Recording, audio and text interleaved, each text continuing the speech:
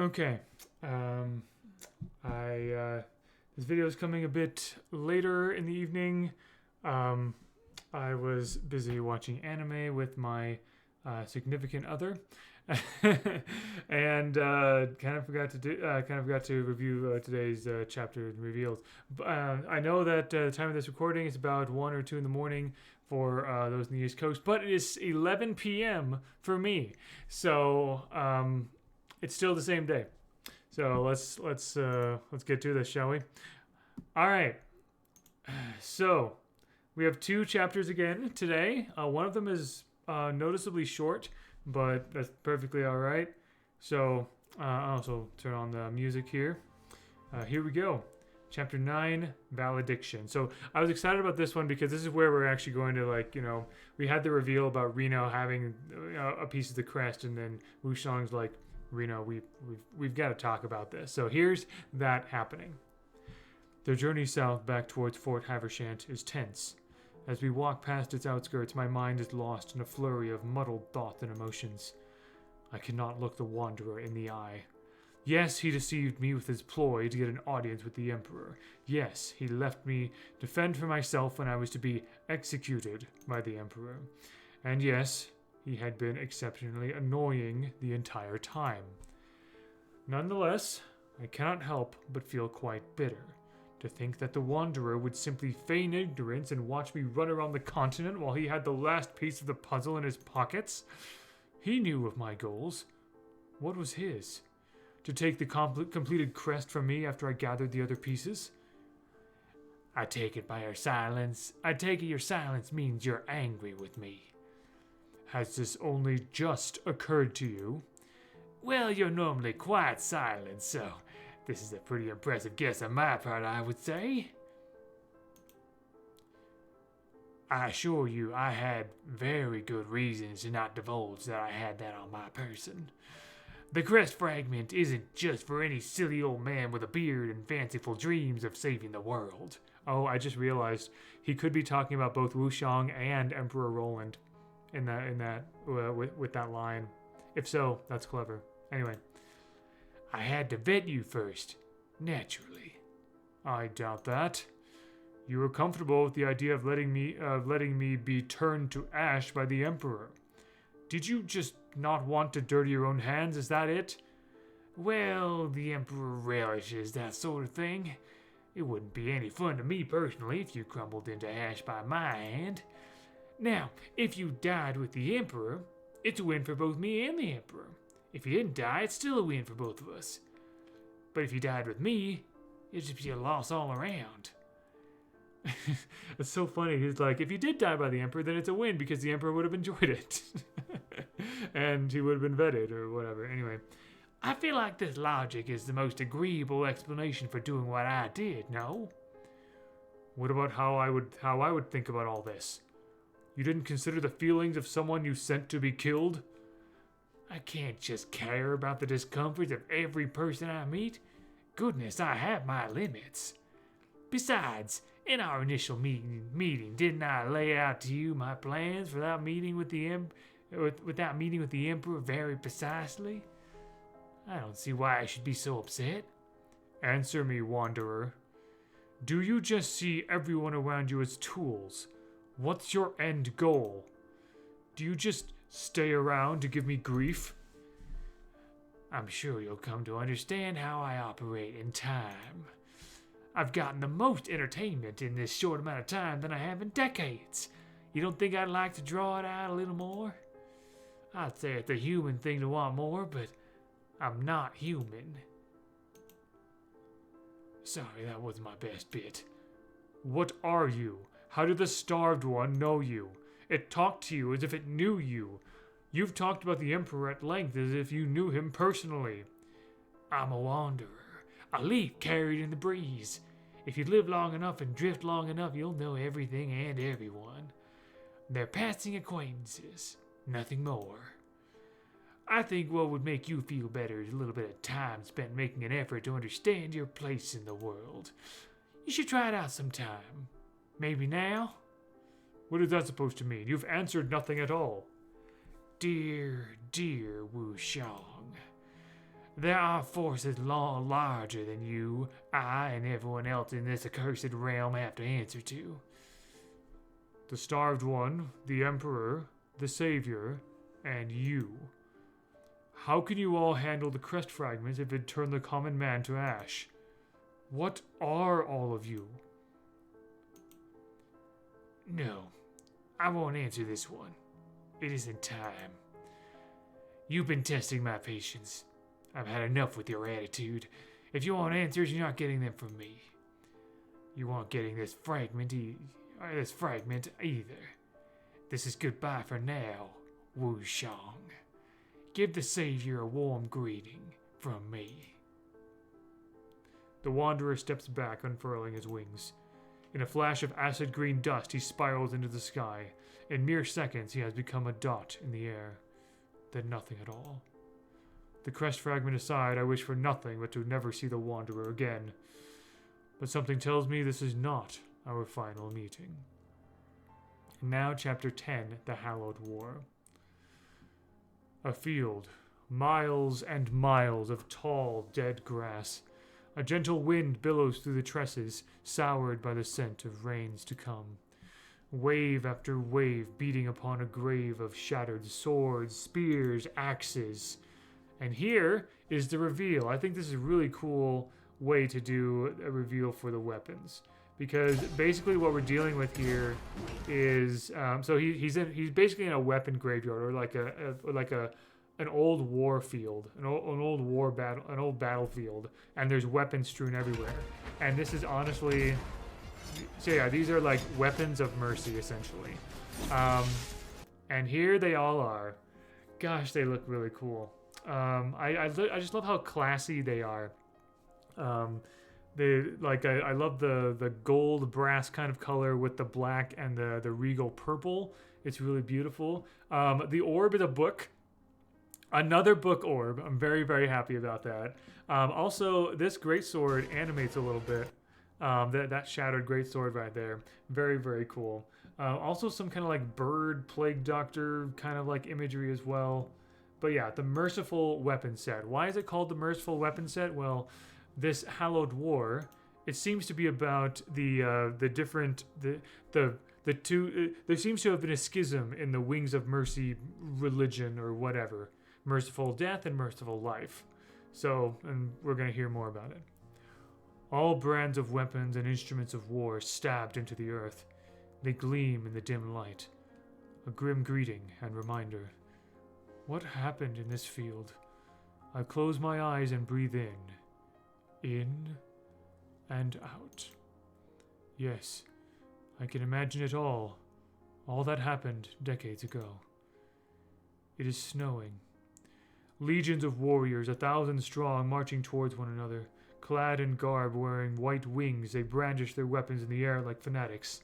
They are cheering, bellowing, and screaming for blood, to advance, to press onward. They are a pack of wild animals, howling and pounding and pulling at their restraints. They see nothing but red. They want to hunt. Some thousands of meters away stands a small group, bearing standards decorated with black wings. They are quiet. They are solemn. They do not want to be here.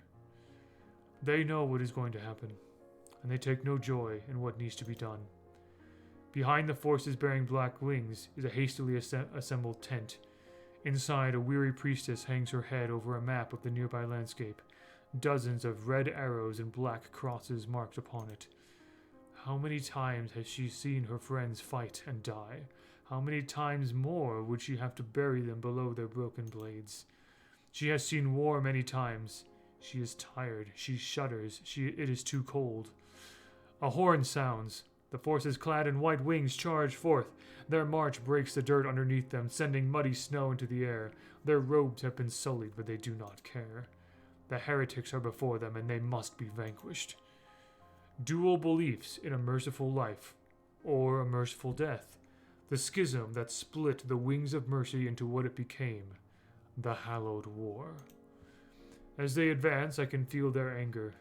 It bubbles, frothing with a vigorous rage and a volition like no other.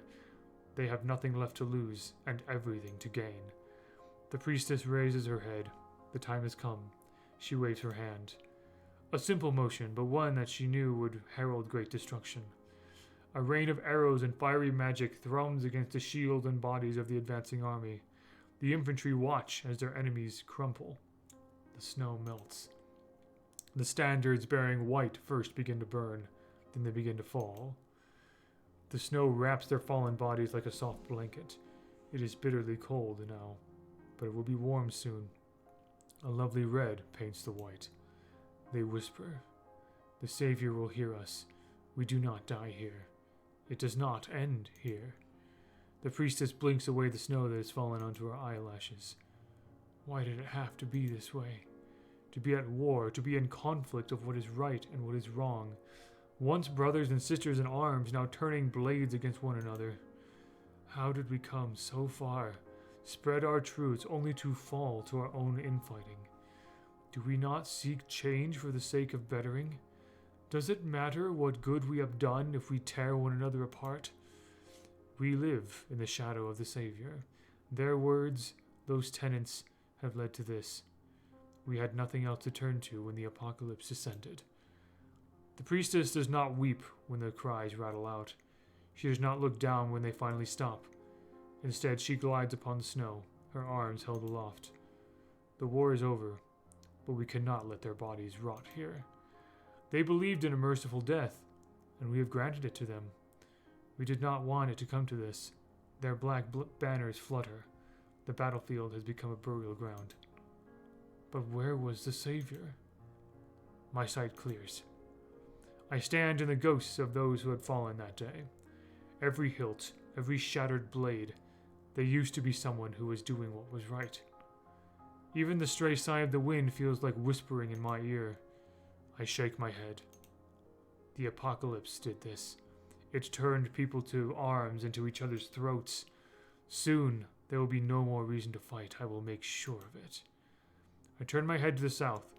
Great black shining spires rise from the mountains.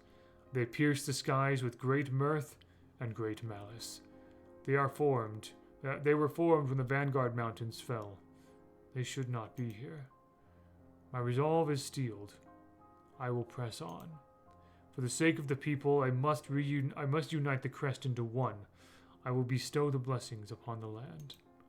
No beast, no foe, no sovereign, no Messiah will break me. I think that's like the four horsemen. The beast would be the starved one, the foe, I guess, would be the wanderer, the sovereign would be the emperor, and the Messiah would be the savior. And so I continue, my footsteps leading to the mountain abode of the Savior. Yeah. The Hallowed War thing especially was kind of crazy. So time for a little bit of theorizing here. So clearly earlier when we met the Wings of Mercy, that was one of the that was one of the two different groups of Wings of Mercy. There was some kind of schism that happened where I guess when the apocalypse happened and the different members of the Wings of Mercy must have seen things toward like merciful life and merciful death.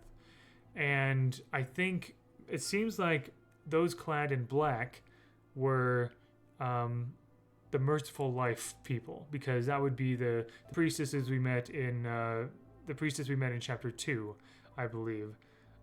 Sometimes I think I might have gotten some things mixed up here and there in the descriptions, but I think the ones with like black flags and black robes and black banners are the merciful life ones, and then the ones in white would be the merciful death ones, which is interesting because this area is the Obsidian Spires.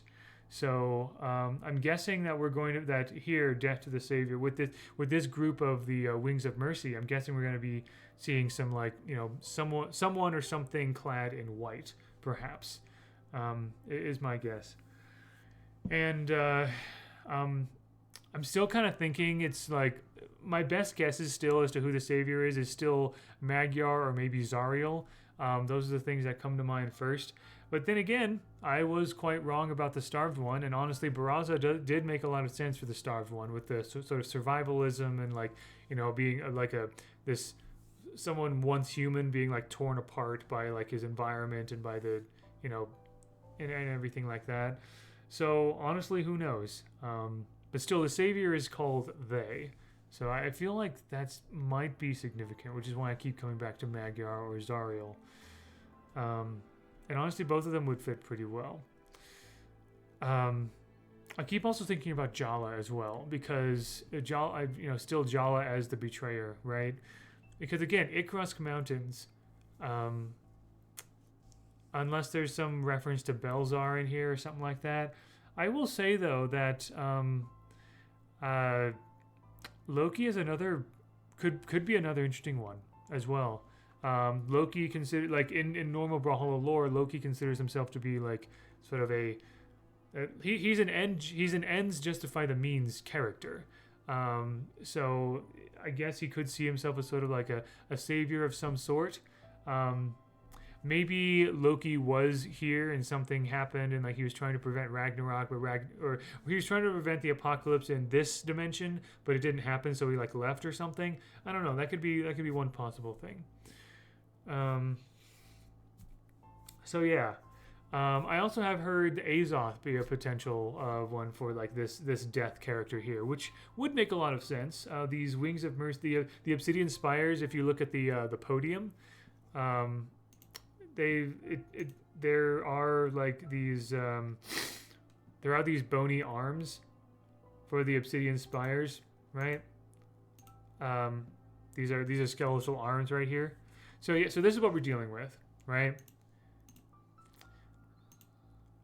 This right here is, so we've already gone through the Blighted Wastelands, essentially. So now this is what we're dealing with, the Obsidian Spires. And yeah, I don't know. One interesting thing is that emblem of life that was over the High Priestess's head in Chapter 2. That I believe that had like 5 like points on it. This one has 7. Interesting. Not sure if that's quite significant or not. Right here we have a thing of 5 as well. But yeah, I'm not sure. Those are my thoughts. Reno clearly has his own kind of agenda going on, and I don't know if that's nefarious or not. Maybe like I get the sense that Reno is maybe. I feel like it could be one of 2 things primarily. Either one, Reno has his own agenda and is going to be like taking maybe he could be some kind of like antagonist, like he wants to betray Wu Shang and take all the crest for himself. Or 2, he's been looking for someone to fix things. Like maybe Reno is actually trying to help fix the world, but he knows it, or he believes he can't do it himself. He needs someone else to do it or something. That could be it. I'm not sure. But, yeah.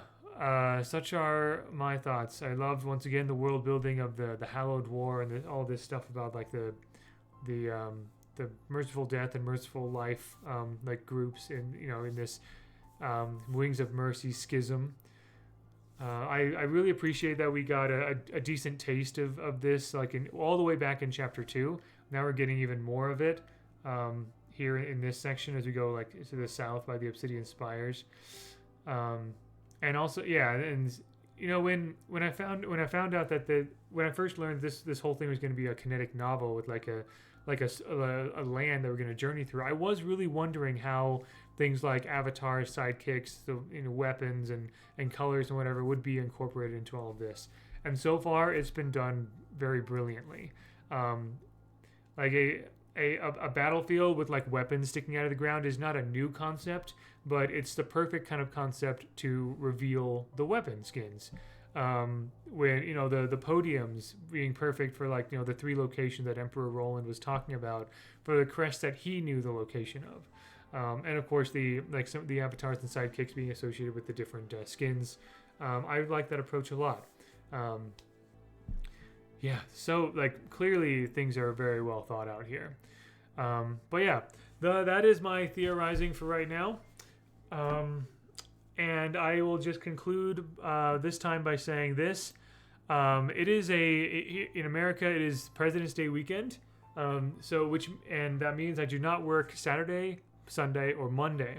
The next 3 reveals are going to be live reactions. Okay, if I'm able to, I will probably also stream at the same time. But so you'll probably see some kind of like small chat window in the corner next time or whatever. But yeah, I'm going for the next three reveal days at the very for the next 3 reveal days at the very least. I plan on doing live reactions, and so it looks like we have Atrophius tomorrow, probably revealing the skin of the death related skin. And then we have Planet Micro, and then we have Swerft, and then we have the dev stream. After that, probably on Tuesday. So Atrophius and Micro and Swerft, I'll be live reacting to those 3 as well as the chapters, and I really look forward to being able to provide that for all you guys. But yeah, hope you enjoyed. Thank you very much for watching. We're getting close to the end game here, and I'm very excited about that. So thank you, and until next time, all the best.